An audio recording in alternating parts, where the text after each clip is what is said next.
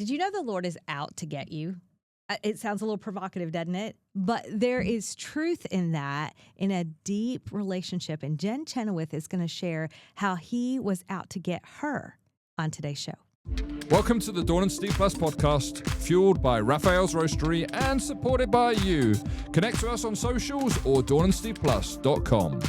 Jenn Chenoweth, thank you for joining us in the studio here. It's good to have you. Thank you for having me. I'm glad to be here. You know, anytime that Emily, who's part of your team, says we need to meet somebody, we're like, yes, get him in the studio, because there's perfect. Usually a quality person with a great story behind that. And so looking forward to getting to know you and to hear your story. And I know you grew up as a preacher's kid. Yeah. What was that like to grow up as a PK? Yeah. It was awesome. I mean, I grew up in a ministry family, so every Sunday it was a little bit of chaos, I'll be honest. No doubt. But I did love it. When I was younger, it was just like I had all these friends and everything was simple and easy. And then as I got older, I started feeling like I was being watched all the time. And that created kind of this obsessive nature of like, oh my gosh, people are looking at me. What do I do? You know, how am I supposed to navigate this? And so I never felt like I could be myself 100%, but I also felt very loved and supported at the same time. So it was a very interesting and sometimes confusing situation. Just to know, you know, your dad's kind of in a way on a pedestal and everyone's like, oh, he's like a father to me too. And that's kind of weird, you know, for a kid to hear about their own father. And so those dynamics were a little odd. But overall, I had a lot of great leaders around me, mentors. Of course, there's people that say silly things, people that pry into your life. You just get like the whole gamut. So, but overall, the experience was positive. But there were definitely really hard parts. And I was the oldest daughter of 3, so the pressure was kind of on, and I could feel that pressure from the people around me, from my parents, just by the nature of being the pastoral, like ministerial family. But I also had a lot of love. So I love that you had a good experience as well. I want to talk a little bit more about the difficulty, though, because I think it teaches a couple of things. For those of us who, especially when I was younger, saw the pastor's kids and thought, you can't act that way. Like, straighten up, fly right. You want that for all kids, right? Absolutely, yeah. But you do have an expectation on the pastor's kids. I will say right or wrong, but it really, in a way, it's too much. Yeah. It's wrong. Yeah. I would do that if I'd see pastors' kids misbehaving. In my mind, I would never say it out loud to them. But I know some people would. Yeah. How did that start to undermine who you saw yourself to be and who you thought God saw you to be? Yeah, it was strange to navigate. I was kind of a good kid anyways, like a people pleaser. Like, I feel like it's a typical oldest daughter. It's just like, I want to make sure I'm good with everybody. You know, I want to make sure that I'm doing the right thing. But I couldn't figure out if I was doing the right thing to do the right thing because I love the Lord, or do the right thing so that I am seen the way that I need to be seen. And so, I hope you figured this out, because I want to know the answer right now, because I'm a firstborn and I'm the same way. Yes. And I think there's a temptation. My husband calls it managing your image. Yeah. And that's kind of what I was doing. And I felt that I was failing miserably at it, like all the time.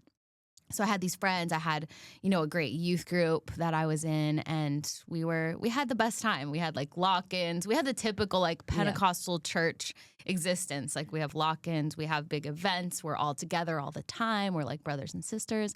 But it was really hard to navigate, just everyone kind of prying and being in your business all the time. So yeah, it was difficult at times, but. Was there a point where you realized that this is what's going on? I mean, there must have been a point where you're like, okay, this is having an impact on me that I wish it didn't.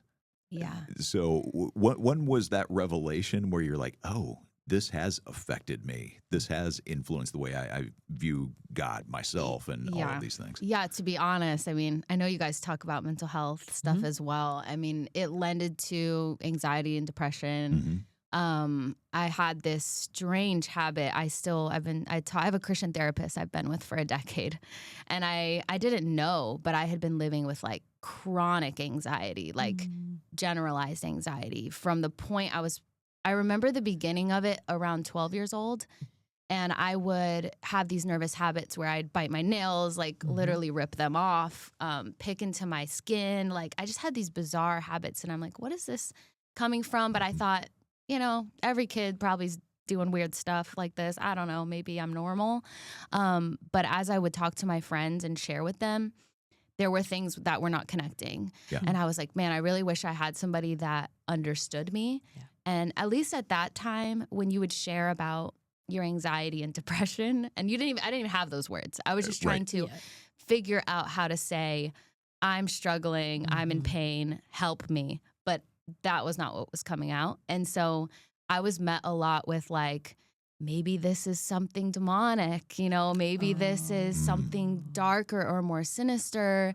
And I'm not saying that came from everybody, but those little seeds were planted too. So now I'm thinking, I'm struggling and I'm trying to be honest about it, but then it's being kind of pushed back at me of like, we don't have those feelings. God doesn't want us to be anxious. Like we can't.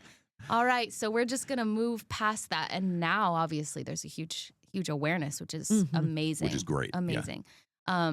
But yeah, at the time I had no idea. So I just saw myself failing miserably at trying to be the perfect daughter, the perfect pastor's kid, the perfect friend, the perfect sibling. I was like second mom to my siblings. So I was also thinking of them and how are things affecting them. And so I wasn't really looking at myself until later, then became looking in the mirror and going, I don't like what I see. I don't like who I am. And I had to start digging and figure out, why am I so messed up? And I'm glad that I did, because then I was able to find who I really am and not this person I was positioning myself to be, to fit a mold created by, just being a part of that pastoral family, like that picture perfect family. Well, expectations you had for yourself, expectations maybe even the family had, they could have been unspoken, and expectations of the congregation and others that would look in. What did that do for your view of God? Like, how did you see him? Right, you asked me that before. That's Sorry, all right. I missed that.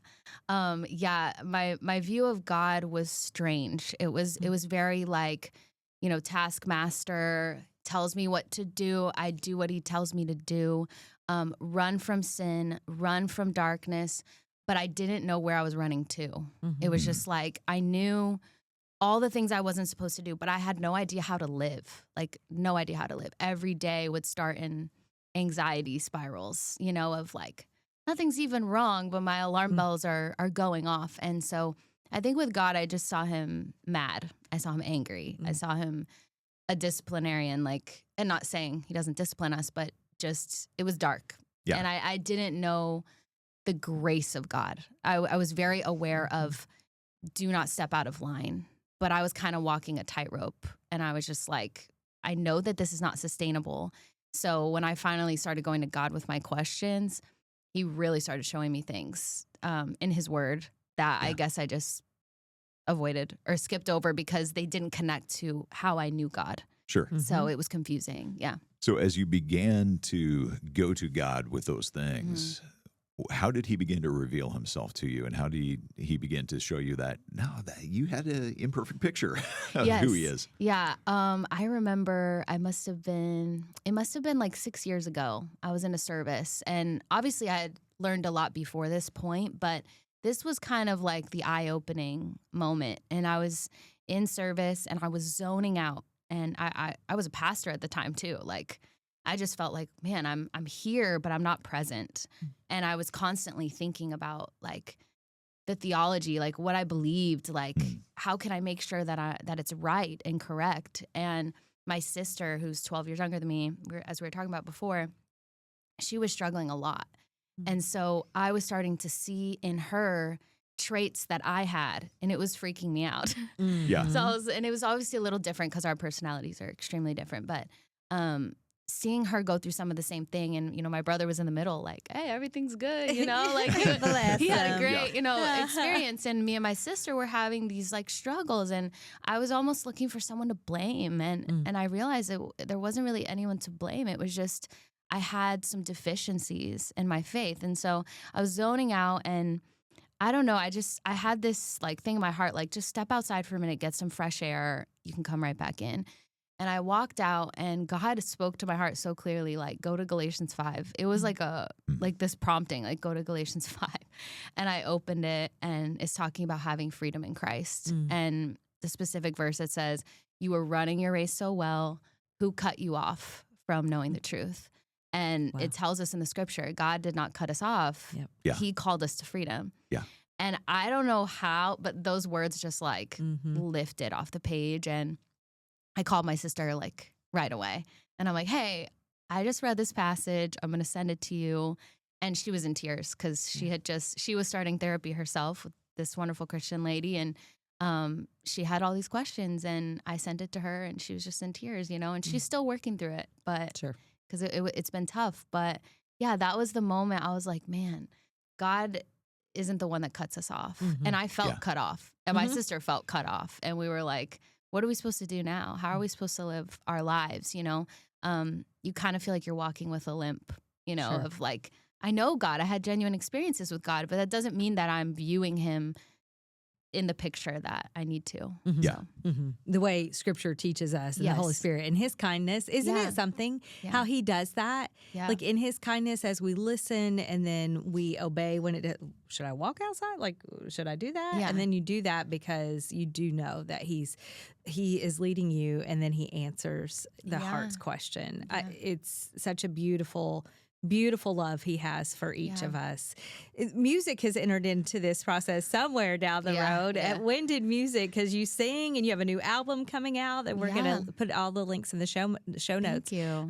But how did music start to play into this? Yeah, music was always part of my life. My mom is a choir director. She's a professional harpist and pianist. Oh, wow. And so from like the jump when I was young, I thought everyone had a harp in their house. Because I would go to friends' houses and I'd be like, do you guys have like a piano and a harp here? Like that's how I was so used to music being around the house. And my aunts would come over and my mom and them would sing together in 3-part harmony. And they were just incredible. And I was thinking like, I'll never sing like that. I knew I wanted to sing. It was always like, even before I started singing, like it was an inner thing of like, that's something that I want to do. And I would hear them sing and I'm like, I'll never sound like that. Like they're too good. They're amazing. And then when I was around 9 years old, I started singing at my kids' church. And so that was my introduction as a worship leader, singing with a track, like all the kids, you know, waving their arms around. Like that was kind of the experience. And I wasn't very good. I had like a little spark, like I had potential. And I was just like, this is what I love. So I'm just going to get really good at this. And it was kind of an escape from everything we just talked about. It's like, okay, well, I can find myself here. I can find myself in leading worship and singing. And obviously we're not supposed to find our worth and value in that. I would not recommend that. But it was part of my process in singing. And as much as there was so much pressure on me, it also did make me stronger in a sense. Obviously, shouldn't have been that much pressure put on me, but at the same time, like I would rise to the occasion. I would lead, even if I had like the worst day ever. I'd still get up and do it. And obviously, there's problems with that, but singing was always a part. So I went to youth group, then led worship there, and I started noticing I was getting better and better and better. And I was like, oh, okay, if I stick with this, I can just keep growing and use that little potential I started with and, you know, light a fire, like be better, you know? So then went to Southeastern University, and I was like, there's no way they're gonna, like, I'll audition, but there's no way they're gonna have me be a part of this. So I was very, like, self-deprecating, too. So I was like, well, I'm just gonna do it. And right away, they're like, when can you start? Come to rehearsal. And I was like, wow. I was like, God is so good. And so I started and just got around the best of the best, not just vocally, but character, their heart. And they trained me and like mentored me. Obviously started with my mom and my family, but now it's kind of handed over to these people that I had just met. And we became close friends and traveled and did worship there. And then I had started songwriting when I was 15. Wow. Felt not good enough, but like my youth group sang my song and I was like, oh, okay, like maybe there's something here. And then I did that at Southeastern as well. So music's always been a part of the journey. Yeah. And as music has been a part of the journey, this journey that God has taken you on of teaching you more about who he is, who you are, your identity in him, how has that kind of shown up in the songs that you write, do you think? Yeah, I think right away when we talked about this album, I recorded this with Seth Reddy, and we were talking about it, and I was telling him my struggles. And actually, when we recorded, I was in, not even recorded, when we started writing the songs, I was in a really dark place still. I had an injury, and I was, recovering from a severe TMJ disorder. So my jaw had locked open on me.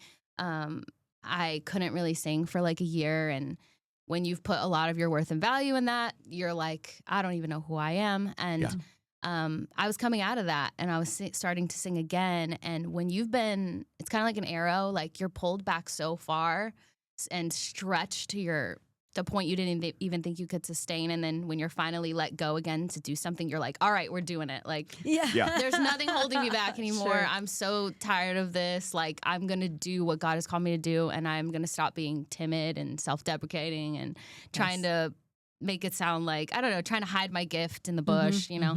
And so I was telling him all about that. And that was wrapped in my identity too, of just like, no, like, I'll just do this. Like, I'm not good enough. Like, you don't want me to do this. Like, very like the way you would act when you saw God the way that I did for so many years. And so in sharing with Seth Reddy and his wife Nerva, they just really encouraged me and my husband of like, yeah, you're going through this. It doesn't mean you can't work through this. Like, you can't write through this. You can't endure through this process. And we really did. And I think that's why the beauty of the songs was so powerful, because we were writing them when I was still coming out of a hurt place and needed healing. Yeah. And I wasn't completely there, but I was getting there, like to a place of healing. So, and we don't ever 100% perfect. Not this side. Not this side. Yep. But that was the experience. And so we just started writing, like, when I see God as shepherd, father, and friend, and you see those themes throughout all 7 songs, when I see him that way, I can see myself more correctly too. Because if I feel condemned and pushed aside and just, I'm not good enough and I'll never meet the standards and I'll never get the rules right and I'll never do it, like, I'll live under that shame. And choosing not to live under that shame is saying, I am a daughter of Christ. That's my first value, my first worth. Ma'am. And singing, like, the people closest to me, they could care less if I sing or not. They love me for who I am. And God was just reminding me that I love you like that. Like, obviously they can't love me like the Lord, but the Lord loves us in such a deep way. It's not about what we do. It's about who we are. We're already his before we were a thought in our own mother's head. Like, God knew who we were. So we were talking about that, and obviously the album took off from there. It was just like, all right, now we're going to write these songs and start recording them.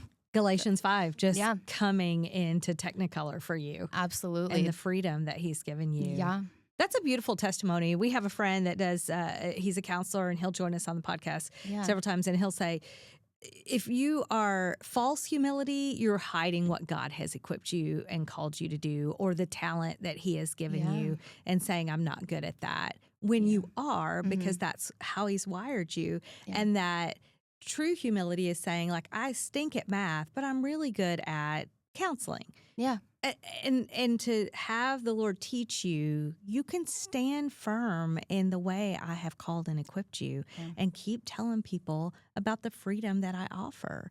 And you're doing that now through this new album. I'm so glad you encapsulated it, like he is shepherd and freedom and redemption.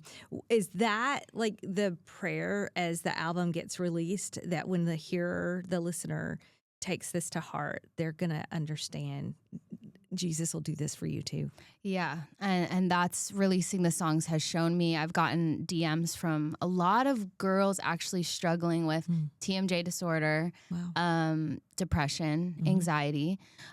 So when we started talking about this album, I was just like, I was just like begging Seth, like, I don't want to do anything cheesy. Like, I want to go I was like, I want to go to the dark places. And I was just like, I was like a little too overambitious to like try to meet every avenue of what I've been through to try to help other people. And it's like, all right, that's good, but we got to zoom out too, you know, and we have to have those uplifting factors. And of course, but I knew I wanted to call the album Out to Get Me. And I knew that title was a little bit strange. And that's why I loved it, because I was like, I want people to go, wait, what's that about? And so I wanted to flip everything on its head and be like, God is out to get you, but just not in the ways that you think. He's out to get you like a father, a friend, a shepherd, to find you, to bring you in because he loves you that much. And he doesn't want to leave you the same. So that was the motivation behind the album. And already with Truth Comes Running specifically, the bridge, you're not out to get me, but to set me free. That was a part, like, people would send me messages like, whoa, like, wait, what do you mean? And that's when I knew my experience was not just mine. And I was like, whoa, okay, so I want to help people that have gone through this. And that's why we have the stories we do, so we can also help others in this similar situations. Absolutely. So. 2 Corinthians 1 at work. Yes. You know, the God of all comfort. Absolutely. Oh, it's amazing. Yeah. Amazing. And we cannot wait to share all this information about Jenn Chenoweth with you. You are going to find it in the show notes. We are very grateful for your time and thank you. Giving glory to the Lord for what he has done. Absolutely. Thank you guys so much for having me. Thanks for joining us for the Dawn and Steve Plus podcast. We're a listener-supported, non-profit podcast, and we're grateful for your generous support. You can give at dawnandsteveplus.com. Our producer is yours truly, Stephen Briggs, with assistance from Chris Westmoreland. Please like and subscribe to Dawn and Steve Plus anywhere you get your podcasts and on all our socials. Links to what we talk about and to Raphael's Roastery are in the show notes below. Thanks for joining us and being our plus one.